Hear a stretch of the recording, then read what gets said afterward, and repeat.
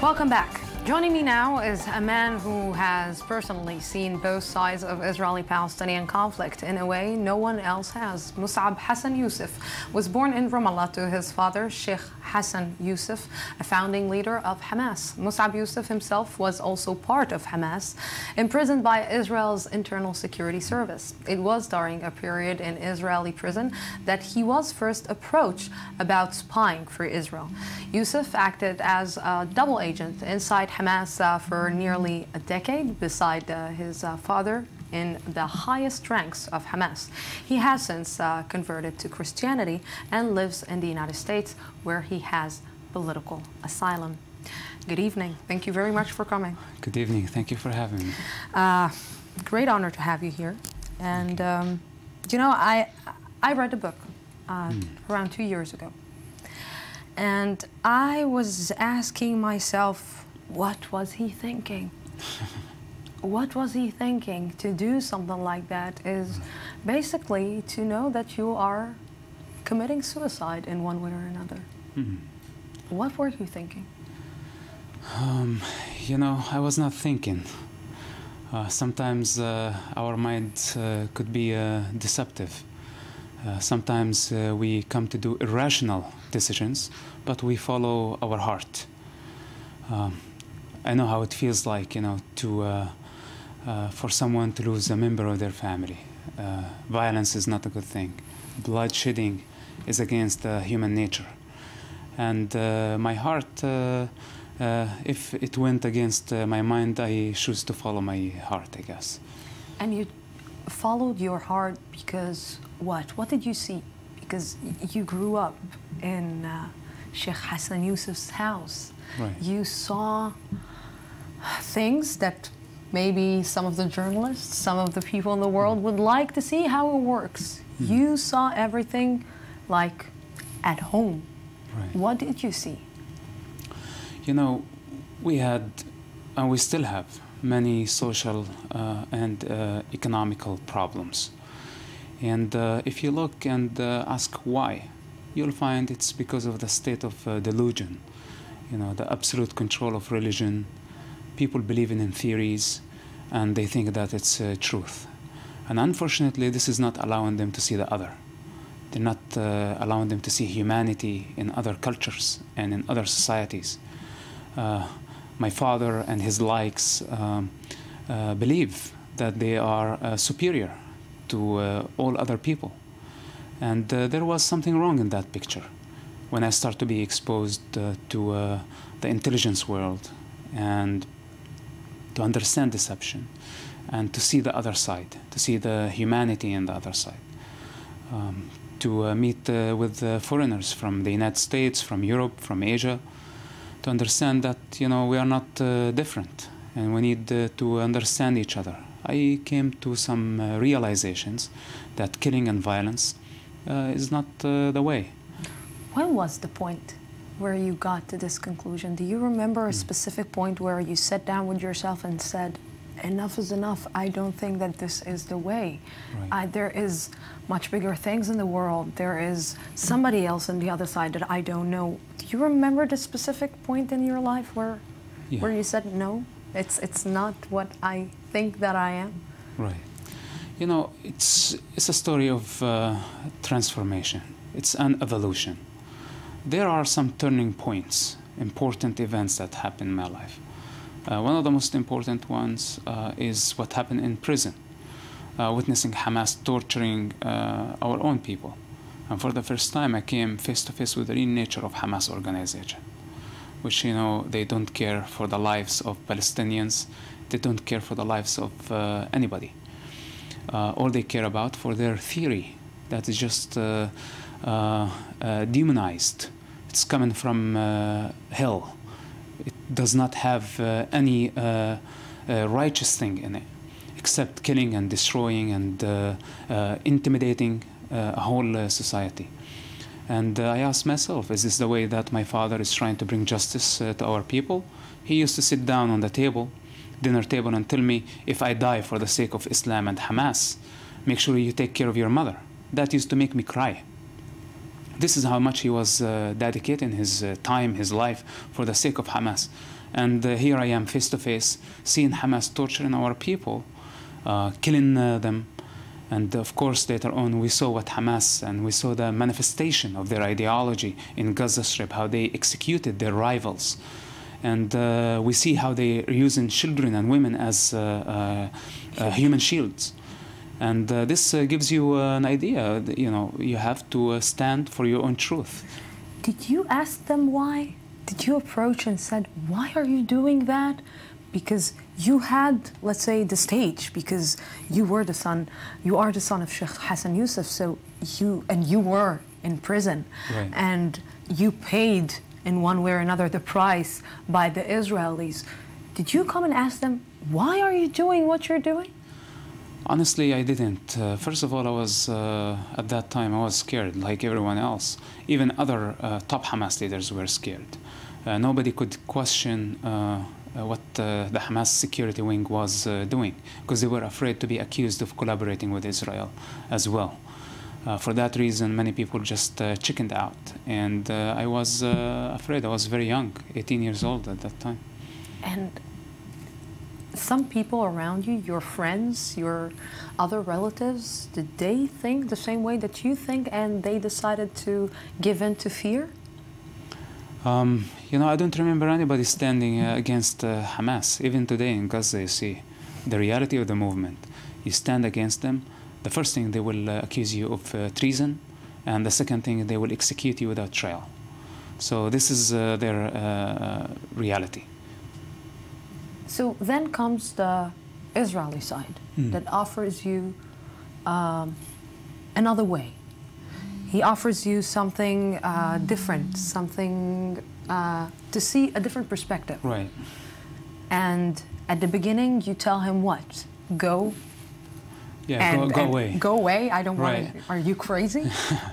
Let's not forget that the reason that I agreed to work for Israel was not to serve Israel. The reason was to take revenge from Israel. I was motivated by anger, by revenge. I had personal, ideological, political, and national reasons to hate the state of Israel. And this is why I said yes. I said yes to manipulate them, to give information to Hamas, to attack them from within. Now, I was sent to prison, and in prison I came face to face with Hamas brutality, accusing those people of collaborating with Israel.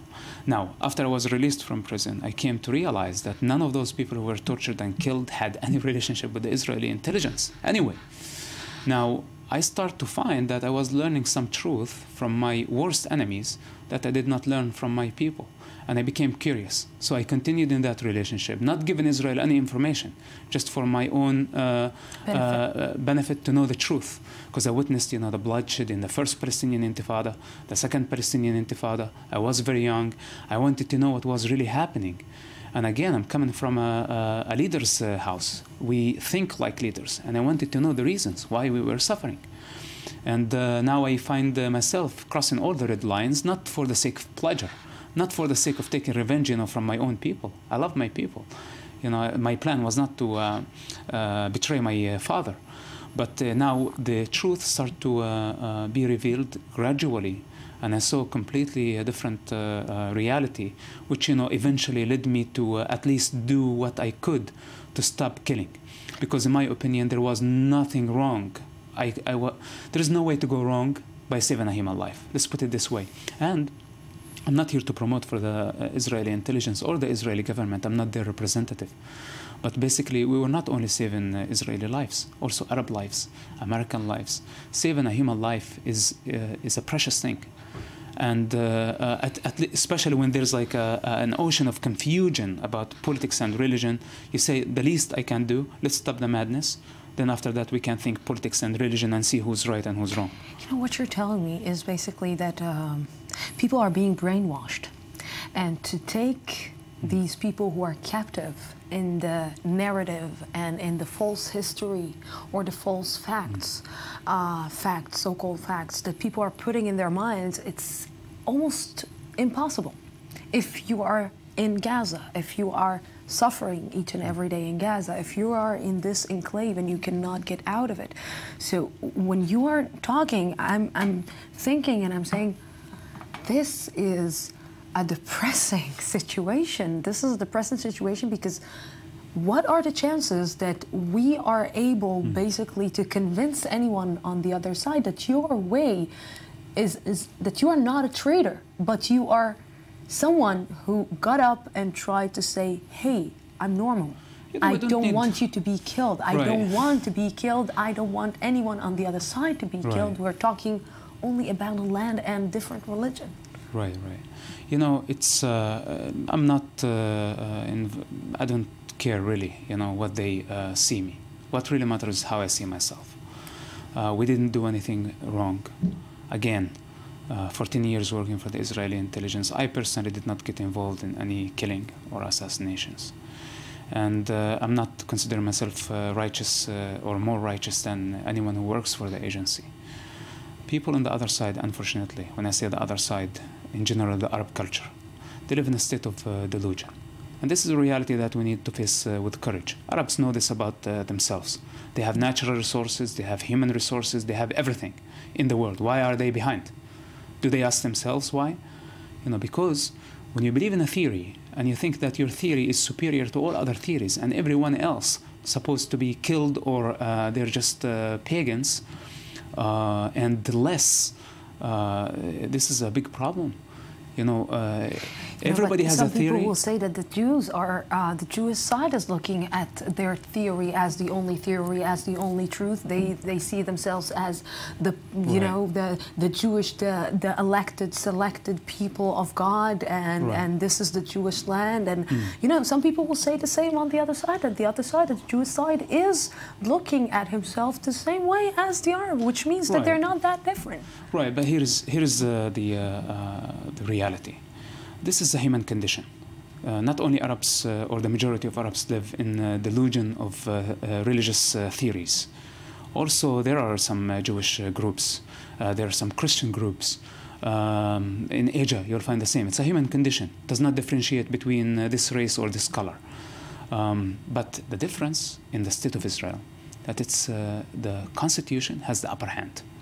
The religious groups don't have upper hand above the constitution. Not even God, it seems. There is no God above the Israeli constitution. It's a democratic model, and I hope that Arabs can learn to know the difference. Even though the majority are Jewish, but you see, Arabs move freely in Israel.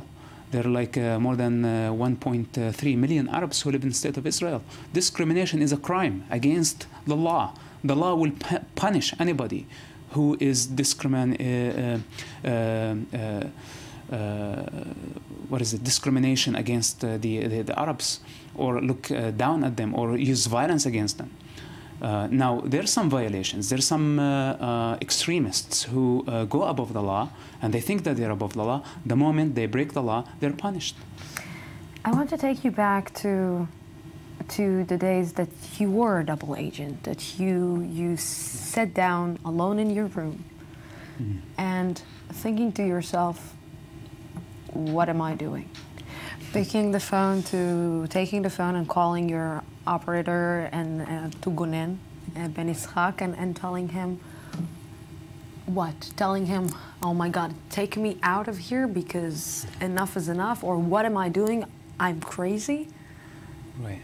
Well, you know, I had the liberty to make a choice. The honest truth that the Israeli intelligence did not put a gun in my head and they made me do things.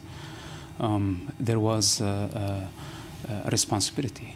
You know, I was in a very sensitive position, and I was able to stop a suicide bomber.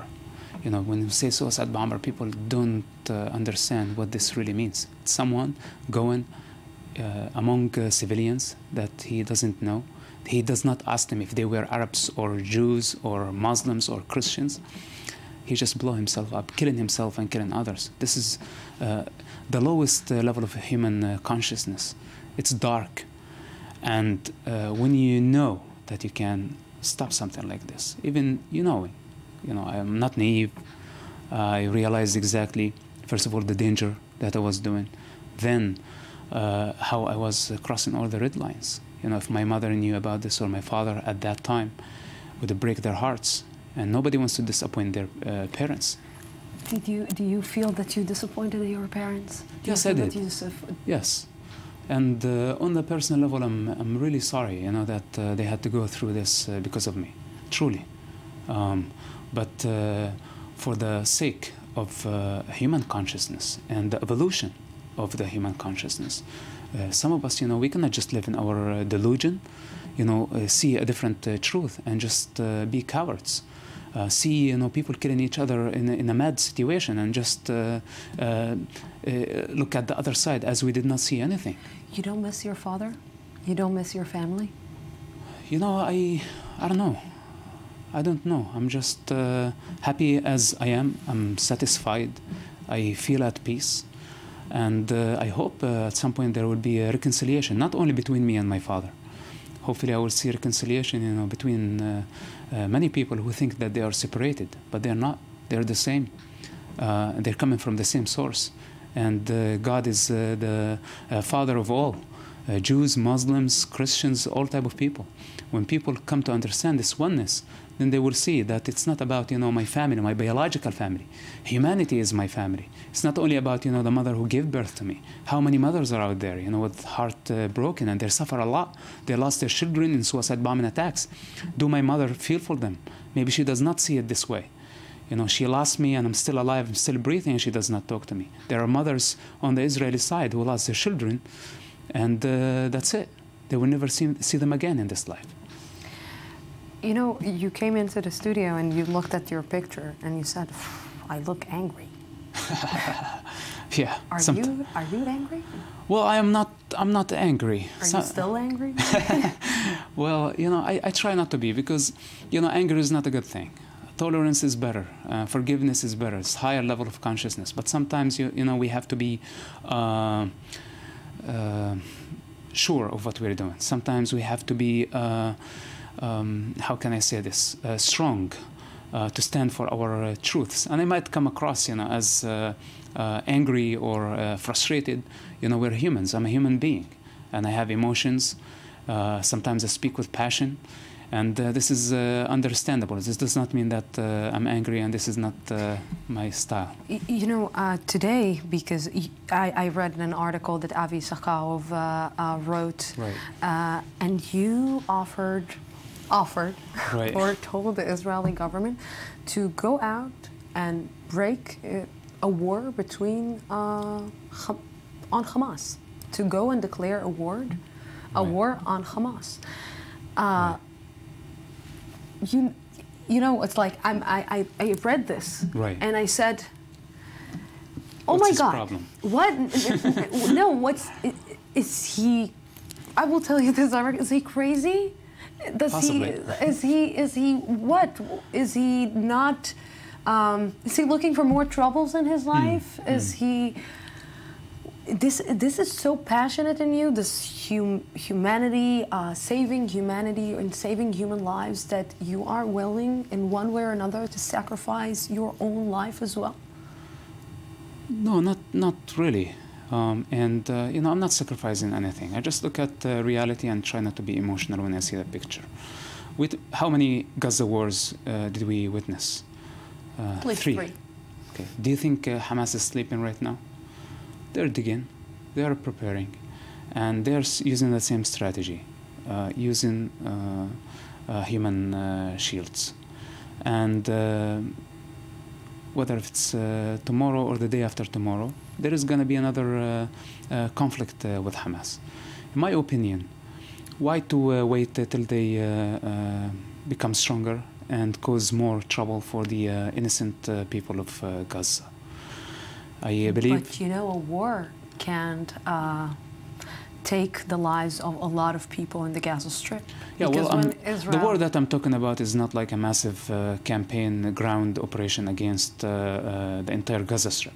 Actually, my suggestion was completely different. Which is? I would like to see some intelligence work. I would like to see some targeting for Hamas, avoiding civilians as much as possible.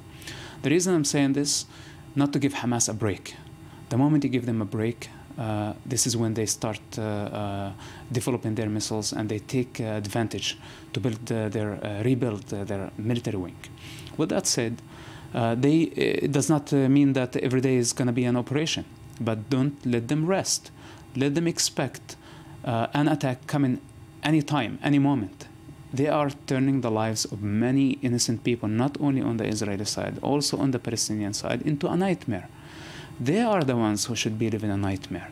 They should be expecting explosions from under the ground, from above the ground, from everywhere. They should go under the ground. This is where they belong. They belong in dark places with the demons.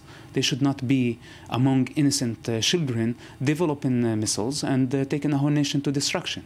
So I'm talking about a surgery. I'm not talking about a massive full attack that will take the lives of innocent people. I'm talking about using intelligence, being delicate, taking in consideration, the lives of many civilian people, and a long-term warfare, psychological warfare. Do you agree with me that there is some responsibility also to the Palestinian Authority? There is a responsibility for the Palestinian people as well, not the Palestinian Authority. Unfortunately, when a whole nation let a bunch of extremists lead them to the slaughterhouse, this is the result, the death of many innocent people. I think this is the time for Palestinian people. It's time for Arabs to stand against Hamas, because Hamas is the enemy of Palestinian people. But we both are talking, when we are talking, we're talking from a position that you're right now living in the United States, which is the greatest democracy. I'm living here in Israel, which is a democracy. We saw the Arab Spring. We saw that it's very hard to educate the Arab people to a democracy. Maybe it's even impossible. Maybe this is not the way. Maybe it's the way that me and you are seeing it cannot be imposed or cannot happen in the Palestinian territory, or because it's a different culture that don't understand democracy. We saw that the United States tried it in Iraq and tried it in Afghanistan and tried it in many other places, and is not able to actually implement it on the ground. Yeah. Well, democracy, as a model represented by Plato's Republic, it's completely, it needs to be taken as is, and you have to believe in the philosophy behind it. It's not only just an idea.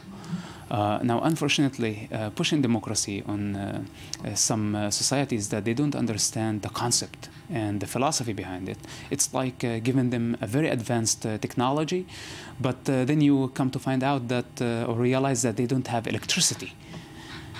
So how are they going to use the advanced technology to start with? So first of all, we need to talk about basics. We need to talk about education. Unfortunately, in that culture, people don't accept the other opinion. It's very hard for them. And when they lose election, they don't accept the rules of the game, and they fight each other. This is not going to be the situation like this forever. It's an evolution. It's going to take a long time for Arabs to realize that this is the only way. Nobody has the higher truth.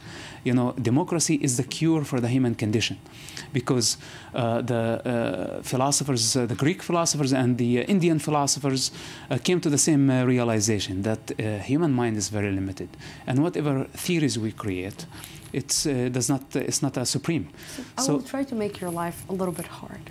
Sure. Why to convert to Christianity if you believe in humanity? Right. Why not to stay and try, as a Muslim, to change from the inside, to say that Islam is not like that Islam is not promoting killing, Islam is not telling to, on the basis, on the Quran, not telling its children to go and explode themselves. Why to convert to Christianity and not show it from your side? Right. Well, first of all, I did not convert from a religion to another religion. I myself believe in Christ consciousness. I like Christ consciousness. And I myself don't go to a church, and I don't follow dogma. I am not stuck in any religion. I don't allow myself to be there. Then, just regarding to Islam, the real nature of Islam is a very violent religion. It does not have tolerance in it. The goal of Islam is to conquest and to control the globe. This is the intention of Muhammad. This is what he started 1400 years ago. And people are following his footsteps. This is the Islam that you grew up on. This is not the Islam that I grew up on. Well, this is the Islam actually that is in the book. You know, if you read the Quran, if you read the Hadith, the Sunnah, if you look at the behavior of Muhammad based on the most trusted Islamic resources, you will find that he used violence to achieve his religious and political agendas. And what we see today is only a manifestation and reflection of what he started 1400 years ago. I think most Muslims are peaceful people. You know, they just want to live their lives. And they find it very hard to go against the flow. This is the problem. That, you know, this is the dominating religion of the society. And they see the problem in it. They don't follow it. They don't obey it. But they know if they go against it, they will be crushed. And this is just a matter of time before, you know, Muslims come to put an end for this state of delusion and accept other theories, accept other ideas, and see other enlightened theories out there coming from the East, coming from the West, that, you know, helps the human consciousness to evolve, help people to see life in a better way. Do you miss something in Ramallah? Not really. Nothing? Not really. Food? Well, you know, I changed my diet completely, so... so you forgot all about the Arabic kitchen. Yeah. Do you feel alone? Well, it's not about feeling. I am somehow alone. I think I was born alone, and everyone was born alone, and we die alone somehow. You know, but are we in harmony, you know, with ourselves? This is the most important question. Are you in harmony with yourself? Well, I am. I'm at peace with my decisions. I believe I made perfect decisions. And I sleep well. I'm happy every day, and I'm enjoying life. Mosab Yousef, thank you very, very much for giving us this interview. It's been half an hour. You're welcome. Just so you know. Thank you very much for giving us this interview, for coming to our studios. Thank you. And we're going out for a small break, 2 minutes, and then we will continue here the discussion in the studio. Don't go anywhere.